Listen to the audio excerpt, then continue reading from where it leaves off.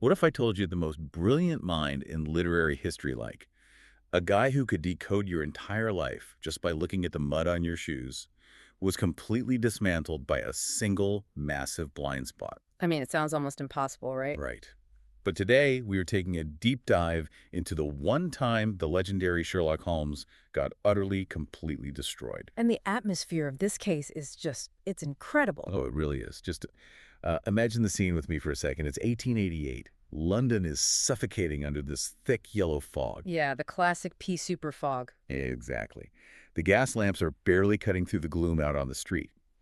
And inside the brilliantly lit sitting room of 221B Baker Street, there is this giant of a man pacing frantically. Just wearing a path in the floorboards. Yeah, and he is dressed in incredibly heavy, expensive furs, wearing a literal black mask that covers half his face, and he is terrified. He's a monarch, a king on the verge of losing his crown. And the source of his terror. Yeah. One single photograph held by one single woman. It's the ultimate cinematic setup for a mystery.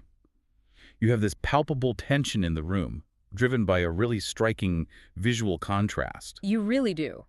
On one side, there is this physical giant trembling with anxiety, and then on the other side sits Sherlock Holmes leaning back, eyes half closed, looking almost, well, dangerously bored by the entire spectacle. Today we are going deep into Arthur Conan Doyle's A Scandal in Bohemia, and we are going to unpack the deduction, the psychological warfare, the elaborate illusions, and the ultimate twist. Because what makes this source material so monumental isn't just the detective work, it is a masterclass in human psychology. Totally. It's about the mechanics of observation and the fatal consequences of underestimating your opponent based on societal biases. But before we get to the Masked King, we really have to understand the mind of the detective sitting opposite him. Right, we need the baseline. Yeah. The text gives us this incredibly stark psychological baseline for Holmes right at the beginning. It describes him as the most perfect reasoning and observing machine the world has ever seen. But it also explicitly states that all softer emotions, especially love, are abhorrent to him. Exactly. It compares emotion to grit in a sensitive instrument or a crack in a high-power lens. That phrasing is just so crucial. It's not that Holmes simply struggles with emotions. He actively views them as a contaminant to logic. Right, because he operates entirely on abductive reasoning, which is basically taking a set of observations and forming the most logical, simplest explanation that fits all the facts. But if you introduce emotional bias into that process, the entire machinery breaks down. Completely. And to prove just how fine-tuned his machinery is, the story actually opens with Holmes turning that analytical lens onto his best friend. Oh, poor Dr. Watson. Yeah. Watson has recently gotten married and moved out, so they haven't seen each other in a while. Watson drops by Baker Street, and Holmes, without skipping a beat, just completely dismantles his recent life. He just takes one look at him and says, "Wedlock suits you," noting Watson has gained exactly 7.5 pounds. Which is such a weirdly specific flex. It is. Then he casually drops the bomb that Watson has gone back to his medical practice, recently took a walk in the country where he got stuck in the mud, and, this is the crazy part, that he has a remarkably clumsy and careless servant girl at home. And Watson's reaction is pretty much the universal reaction. He just goes, "How on earth do you know that?" Which gives Holmes the opportunity to break down the mechanics of his reasoning. And it's fascinating because it strips away the magic. Right, it's not psychic intuition. Not at all. It's aggressive, hyper-focused data collection. Like, how does he know about the medical practice? He smells the iodoform on him. Exactly. Iodoform, which is an antiseptic. He has a black mark of silver nitrate on his right forefinger, and there's a slight bulge on the right side of his top hat where he tucked his stethoscope. So the evidence is physically printed on Watson's person. Yeah. Okay, I buy the medical practice part. But deducing a clumsy servant girl from a country walk? That sounds like a massive leap. How does the text justify that specific connection? Well, it comes down to the condition of Watson's left shoe. His shoe. Yeah. Holmes directs Watson's attention to the inside of his left shoe, right where the firelight hits it. There are 6 nearly parallel cuts scored into the leather. Oh, wow. Holmes deduces that someone tried to aggressively scrape crusted mud off the edges of the sole, but did it so carelessly that they slashed the leather. So it's a double deduction. Right. First, Watson was out in terrible weather to get that much mud on his boots. Second, the person who cleaned them, his London maid, is fundamentally careless to have damaged the shoe in the process. And Watson even says, when I hear you give your reasons, the thing always appears to me to be so ridiculously simple that I could easily do it myself. But of course he can't. He can't. And that leads to arguably the most famous philosophical distinction in the entire Holmes canon. Holmes tells Watson, "You see, but you do not observe." Such a great line. It really is. He uses the stairs leading up to the apartment as an example. Watson has walked up those stairs hundreds of times. But when Holmes asks him exactly how many steps there are, Watson has no idea. Exactly. But Holmes knows there are 17 because he doesn't just look at them. He actively catalogs them. That distinction between seeing and observing is basically the foundation of cognitive awareness. How so? Well, seeing is a passive biological function. Light enters the eye, hits the retina, and the brain registers the environment.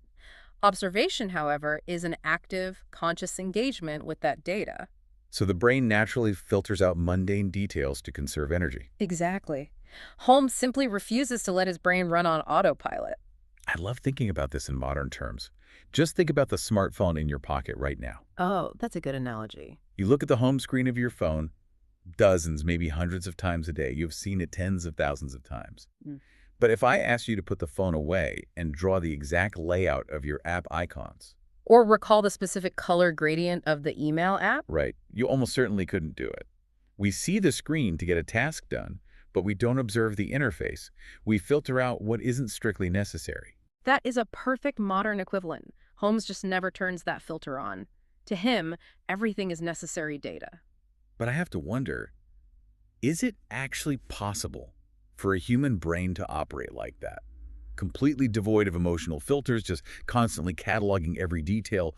Or is Holmes just putting on a performance to feed his own incredible arrogance? It is highly likely a combination of both. Really? Yeah, neurologically, maintaining that level of hypervigilance is exhausting. It's typically associated with trauma or hyperarousal states. But practically within the narrative, Holmes has cultivated this mindset, and it does breed a colossal ego. He genuinely believes he is operating on a higher intellectual plane than the rest of humanity. And that exact arrogance is the psychological setup for everything that follows. His absolute certainty that he can read anyone perfectly is what leaves him vulnerable to someone who refuses to be read. And the test of that vulnerability actually arrives in the mail. Yes, the mysterious letter. Holmes shows Watson a letter that came in the last post. It has no date, no signature. It just says that a gentleman will call at 7:45 that night concerning a matter of the very deepest moment. And it requests that Holmes not be offended if the visitor wears a mask. Right, so Watson tries to analyze the physical paper, but Holmes instantly completely decodes its origins through a mix of material science and linguistics. The forensic breakdown of the letter is brilliant. He holds the thick paper up to the light and spots a watermark woven into the fibers. A large E, a small g, a P, and a large G with a small t. Right. And he pulls down his Continental Gazetteer and cross-references. The GT stands for Gesellschaft, which is German for company. And the E. The E stands for Igria, a region in Bohemia, which is modern-day Czech Republic. So the paper was manufactured in Bohemia. But the writer isn't necessarily Bohemian. Exactly, because Holmes shifts from analyzing the paper to analyzing the syntax. Right, the letter reads, this account of you we have from all quarters received. The phrasing is incredibly clunky. Yeah, Holmes notes that a Frenchman or a Russian wouldn't write like that. It is the German language that is so uncourteous to its verbs, pushing them all the way to the end of the sentence. So the profile is built before the guy even walks in, a German individual writing on Bohemian paper requesting a secretive, masked meeting. And right on cue, the sound of horses' hooves echoes outside and the client arrives. Wilhelm Gottsreich, Sigismund von Ormstein, the hereditary king of Bohemia. The text goes out of its way to emphasize his overwhelming physical presence here. Oh yeah, he has the chest and limbs of a Hercules. And his clothing is described as exhibiting a barbaric opulence. I love that phrase, barbaric opulence. He was wearing heavy bands of astrakhan fur, a deep blue cloak lined with flame-colored silk, A flaming barrel brooch. and calf-high boots trimmed with brown fur. Yeah. And across the upper part of his face, a black visored mask. It is the most dramatic entrance possible, but the contrast is what makes it so compelling. Here is this literal king, draped in wealth, pacing the room like a caged animal. And Holmes is just languidly closing his eyes. He is visibly unimpressed, almost annoyed by the theatricality of it all. He doesn't care about the title or the wealth or the silk cloak. He only cares about the puzzle. He practically cuts the king off and demands to know the facts. Holmes's reaction really highlights his ultimate meritocracy. Hmm. Inherited wealth and royal titles mean absolutely nothing to a man who values only intellectual capability. The king's entire identity is built on intimidation and status. Neither of which work on Holmes. Stripped of his royal authority, the king is just a frightened man with a very human problem. And the problem is explosive. Yeah, it really is. 5 years ago, during a lengthy visit to Warsaw, the king had a romantic entanglement with a well-known American opera singer and adventuress named Irene Adler. And now the king is about to be married to a strict Scandinavian princess. Her family is incredibly conservative. The king admits that the slightest shadow of a doubt regarding his character would completely derail the marriage. And Irene Adler knows this. She is threatening to send a photograph of the two of them together to the royal family on the very day the engagement is publicly announced. Which happens to be next Monday. Talk about a ticking clock. Seriously. And this reveals a fascinating dynamic regarding power and vulnerability. The king commands armies and vast resources, right? Yes, he mentions that he has paid burglars to ransack Irene's house twice. He has had her luggage diverted and searched. He has even had her physically waylaid and mugged by hired thugs. Every application of brute force and wealth has failed. And the king's description of her is so telling. He says she has the face of the most beautiful of women and the mind of the most resolute of men. In the context of 1888, that was both the highest compliment and the most terrifying threat a man in power could imagine. She isn't behaving the way a discarded mistress is supposed to behave in Victorian society. Exactly the opposite. She has retained her agency. And Holmes understands immediately why the king's men failed. Because thugs look for physical objects in obvious places. They rip up floorboards and rifle through drawers. But a woman with a highly resolute mind isn't going to leave her most valuable leverage in a desk drawer. Right. Holmes realizes he has to map her psychological landscape. He cannot force his way into her life. He has to weave his way into it invisibly. Which means we were dealing with a completely different kind of investigation. Holmes knows the photograph exists, and he knows brute force is useless. He needs proximity. And in Victorian London, the best way to achieve invisible proximity is to drop down the social ladder.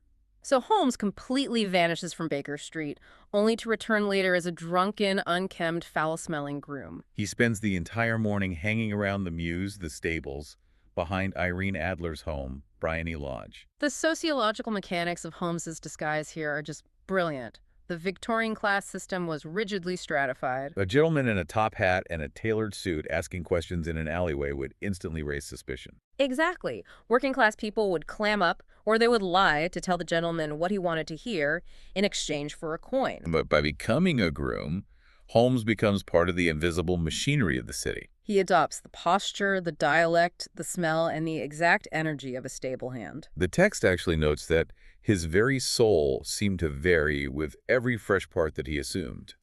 He isn't just wearing dirty clothes. He acts the part so perfectly that the other ostlers just accept him as one of their own. They share shag tobacco, drink half and half with him, and most importantly, they gossip. They spill every detail of the neighborhood. It's the original form of social engineering. From these casual conversations, Holmes maps out Irene's entire routine. He learns she lives quietly, goes out for daily carriage rides, sings at concerts, and is widely considered the daintiest thing under a bonnet on this planet. But the critical piece of intelligence he gathers is that she has a very regular, very handsome male visitor, a lawyer named Godfrey Norton, who calls on her at least once, sometimes twice a day. So Holmes is just standing near the stables processing this new variable when the pacing of the entire story suddenly snaps into high gear. A carriage pulls up wildly and Godfrey Norton jumps out. He is visibly frantic. He rushes inside Bryony Lodge, stays for just a few minutes, rushes back out, and screams at his driver, "Drive like the devil to the Church of St. Monica. Half a guinea if you do it in 20 minutes. The sudden acceleration in the narrative is so jarring for Holmes. He thrives on careful observation, but now he is thrown into a reactive state. Because the moment Norton's carriage tears away, Irene Adler rushes out of the house, jumps into her own carriage, and promises her driver a similar reward to get to the exact same church. Holmes knows a critical event is unfolding. He manages to hail a shabby cab and orders his own driver to chase them down. The imagery here is fantastic. 3 horse-drawn carriages racing through the cobbled streets of London. It feels incredibly cinematic. It really does. Holmes arrives at the Church of St. Monica and slips inside, trying to maintain his cover as an idle loafer just wandering off the street. He sees Irene, Godfrey, and a clergyman standing at the altar. Suddenly, the three of them turn around. Godfrey Norton spots the disguised Holmes, runs down the aisle, grabs him, and says, "Thank God you'll do. Come. Only 3 minutes or it won't be legal." And he literally drags the great Sherlock Holmes to the altar. It is a moment of profound, almost absurd irony. Why did they need him so badly? Victorian marriage laws were quite strict. To marry by a special license, you needed formal witnesses. The clergyman was refusing to perform the ceremony because there was an irregularity, likely a missing witness. So without a witness, the marriage wouldn't be legally binding. Exactly. So Holmes, the cold calculating machine hired by a king to destroy Irene Adler's leverage, is legally drafted into securing her romantic happiness. He becomes the official witness to the marriage of Irene Adler and Godfrey Norton. He even receives a sovereign coin from the bride as a token of thanks. I can just picture Holmes standing there, completely baffled, holding this coin. He even jokes later that he intends to wear it on his watch chain in memory of the occasion. Classic Holmes. But let's pause and look at the strategic reality of this wedding. If Irene Adler is now securely and legally married to a respectable English lawyer, why is the king still panicking? That's a great question. Doesn't her marriage neutralize the threat? If she sends the photo to the Scandinavian royal family, she exposes her own past as a royal mistress, which surely wouldn't thrill her new husband. You're touching on the exact risk assessment Holmes has to perform right in that moment. It is a double-edged sword. How so? On one hand, yes, a respectable marriage might disincentivize her from creating a public scandal. But on the other hand, it makes the situation infinitely more volatile. Because she still has the photo. Right.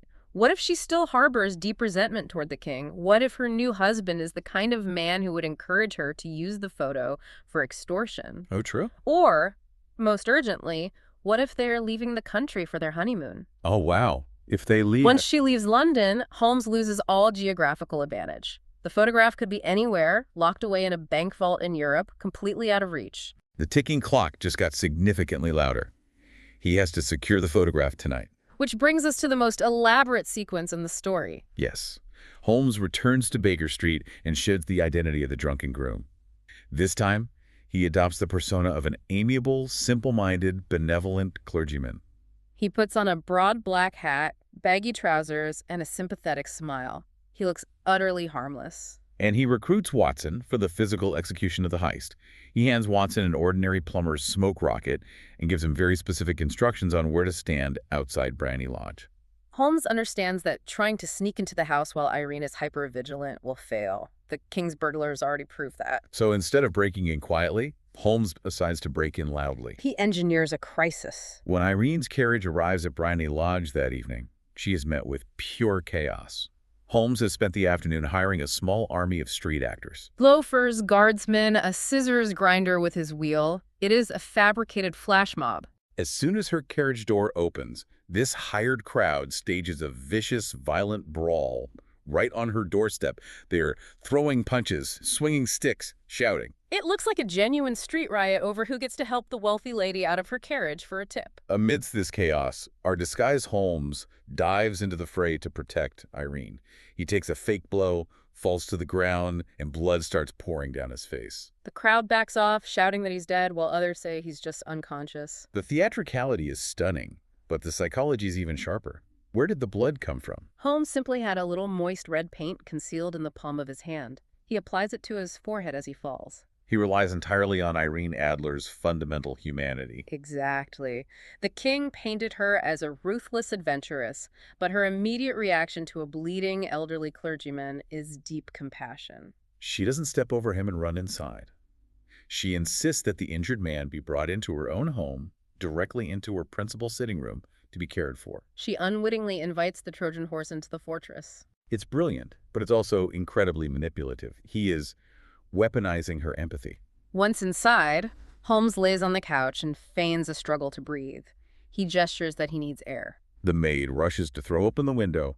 This is the signal. Watson, waiting outside in the dark, tosses the plumber's smoke rocket straight through the open window and screams, "Fire!" The hired crowd on the street immediately takes up the chant. Fire! Fire! Thick, choking smoke fills the sitting room. This is the moment the trap springs. Holmes relies on a universal biological truth, the amygdala hijack. Right, fight or flight. Exactly. When a human being perceives a sudden, life-threatening crisis like being trapped in a burning building, the rational, calculating part of the brain shuts down. Instinct takes over. Holmes later explains his thesis perfectly to Watson. When a woman thinks that her house is on fire, her instinct is at once to rush to the thing which she values most. A married woman grabs at her baby, an unmarried one reaches for her jewel box. By creating an artificial crisis, he bypasses her formidable intellect and triggers her primitive survival instincts. I want you to think about that for a second. If you were sitting in your living room right now, and someone outside screamed, "Fire!" and smoke started pouring in through the window, what is the very first thing your eyes would dart toward? What was your grab? Your laptop. Right. A hard drive, a lockbox, whatever your brain instantly prioritized. That is your vulnerability. Holmes banked on the fact that Irene wouldn't grab jewelry. She would secure her ultimate leverage. And his hypothesis is proven absolutely correct. In the panic of the smoke, Irene rushes to a secret sliding panel hidden behind a bell pull on the wall. She slides it back and reaches inside to secure the photograph. Holmes, watching through the smoke, sees exactly where it is hidden. His mission is accomplished. He calls out that it's a false alarm, makes a polite excuse about feeling better, and slips out of the house in the confusion. He practically dances back to Baker Street. He tells Watson the case is essentially solved. They know where the photo is. All they have to do is return the next morning with the king, open the panel, and take it. It's over. The great detective has won again. But the story is about to deliver a profound shock to his system. The shift in tone happens almost immediately, right? Yeah. As Holmes and Watson reach the door of 221B Baker Street, the London fog is thick.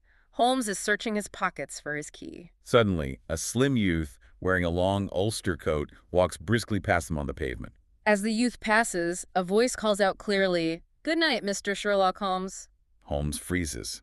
He recognizes the voice instantly, but in the dim streetlight, he can't place it. It's an eerie, almost ghostly moment. Someone on the street knows his real identity, even while he is still dressed as a clergyman. But he shakes it off. Mm-hmm.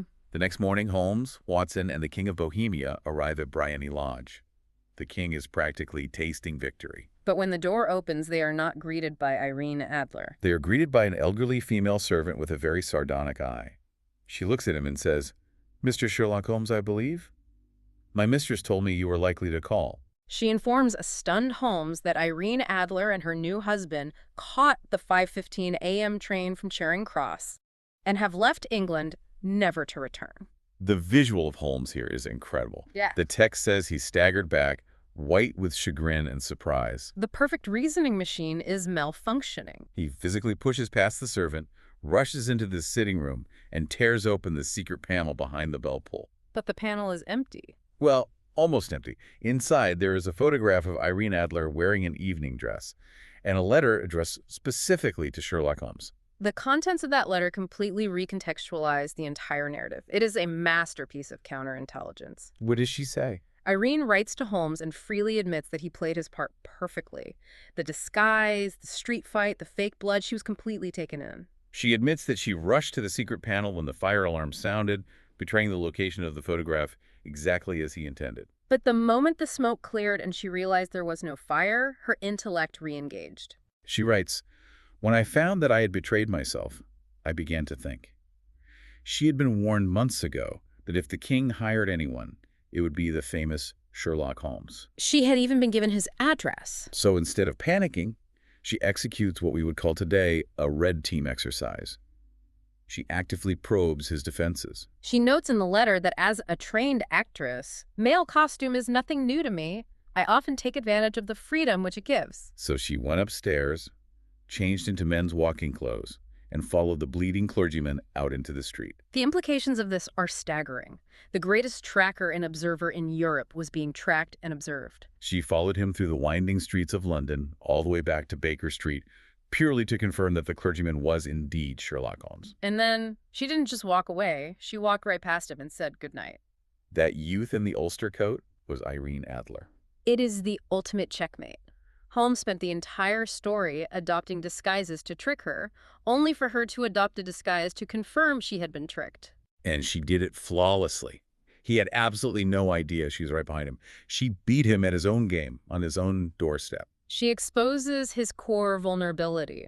Holmes operates on the assumption that other people are predictable. Right. He expects thugs to act like thugs, royalty to act entitled, and women to behave within the restrictive, passive social scripts dictated by Victorian society. He completely failed to factor in an opponent who possessed the exact same skills of disguise, sharp observation, and rapid adaptability that he prides himself on. Irene Adler used the societal invisibility of a young man walking alone at night, the very freedom denied to Victorian women, as her armor. And as for the blackmail threat, the letter resolves that too. She assures the king that he can sleep peacefully. She loves and is loved by a better man. She has no intention of ruining his marriage or causing a scandal. She's only keeping the photograph of the two of them as a safeguard. Like a weapon of mutually assured destruction in case the king ever tries to harm her in the future. She left the solo photo of herself in the panel, just as a souvenir for them to find. She dismantled the threat without a drop of violence, purely by outthinking everyone involved. This brings us to the emotional fallout of the investigation. The king reads the letter and is overjoyed. His crown is safe, his marriage is secure. But his reaction to Irene's brilliance is deeply revealing. He looks at Holmes and says, "Did I not tell you how quick and resolute she was? Would she not have made an admirable queen? Is it not a pity that she was not on my level?" That line is just staggering, even in total humiliating defeat. Even after this woman has mercifully spared his reputation, the king is still hopelessly trapped in his own classism. Not on my level. He genuinely believes that because he was born into royalty, he is inherently superior to a self-made genius, and Holmes does not let that slide. Not at all. It's a profound moment of character definition. Holmes, who usually maintains a veneer of professional courtesy, delivers a devastatingly cold rebuke. He replies, "From what I have seen of the lady, she seems indeed to be on a very different level to your majesty." It is a blatant insult to a sitting monarch.